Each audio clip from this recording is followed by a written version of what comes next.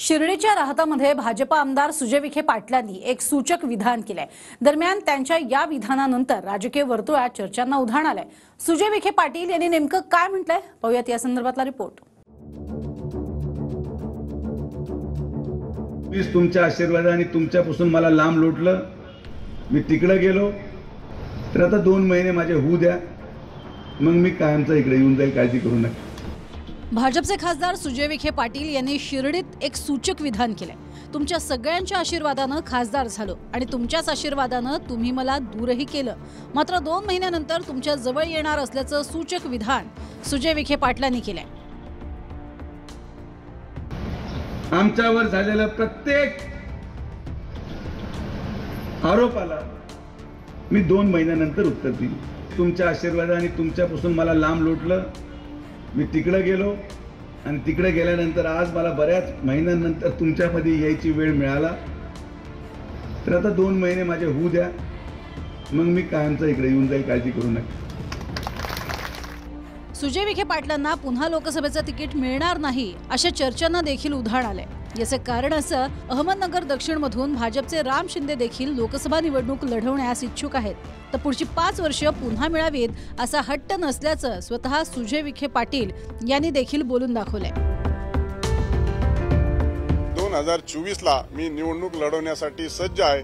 पक्षाने आणि नेतृत्वाने जर संधी दिली तर मी अहमदनगर दक्षिण मधून लोकसभा निवडणुकीमध्ये तयार आहे, अशा स्वरूपाची इच्छा मी व्यक्त केलेली आहे।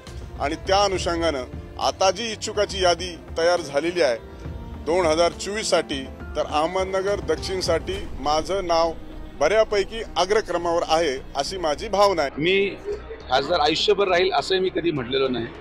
माझे 5 वर्ष मी जनतेच्या सेवेसाठी दिले, जनतेचं आयुष्य बदलण्यासाठी दिले आणि ते आयुष्य बदलताना पाहत असताना माझं मने भरून येतं की ज्या जबाबदारीसाठी मला 5 वर्ष जनतेने दिले ते 5 वर्ष मी यशस्वीरित्या पूर्ण केले।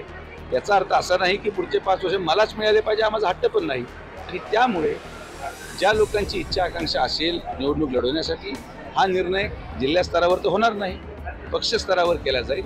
अहमदनगर दक्षिणच्या जागेवर भाजपमध्येच रस्सीखेच नव्हे तर अजित पवार गटाचे निलेश लंके देखील या जागेसाठी इच्छुक असल्याची चर्चा आहे। त्यामुळे नगरची जागा भाजपला गेली तर निलेश लंके पुन्हा शरद पवारांकडे परतणार का, अशा देखील चर्चा राजकीय वर्तुळात रंगू लागल्या। येणाऱ्या लोकसभेच्या माध्यमातून खरं तर महाविकास आघाडीकडे लंके साहेबांनी यावं। ते आज जरी दुसऱ्या गटात असले तर त्यांनी या महाविकास आघाडीमध्ये यावं, प्रसंगी तुतारी हातात घ्यावी किंवा मशाल हातात घ्यावी। पण ही लोकसभा त्यांनी जो दक्षिणेचा विभाग आहे त्या दक्षिणेमधलाच उमेदवार या ठिकाणी असावा अशी आमची या ठिकाणी इच्छा आहे। 2019 मध्ये भाजपच्या सुजय विखे पाटील आणि राष्ट्रवादीच्या संग्राम जगताप यांच्यात लढत झाली होती। 2019च्या लोकसभा निवडणुकीत भाजपच्या सुजय विखे पाटलांना 6,96,961 मतं मिळाली होती, तर राष्ट्रवादीच्या संग्राम जगताप यांना 4,19,364 मतं मिळाली होती। जवळपास 2,77,597 मतांनी राष्ट्रवादीच्या संग्राम जगताप यांचा पराभव झाला होता। सुजय विखे पाटलांनी शिर्डीत केलेल्या विधानानंतर अनेकांच्या भुवया उंचावल्यात, तसंच सुजय विखे पाटलांच्या या विधानानंतर वेगवेगळे तर्कवितर्क देखील लढवले जात आहेत। Bureau report, TV9 Marathi.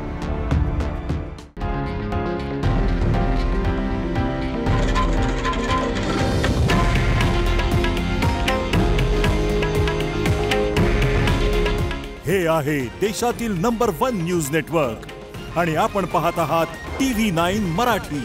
काळजी तुमची, हित महाराष्ट्राचं।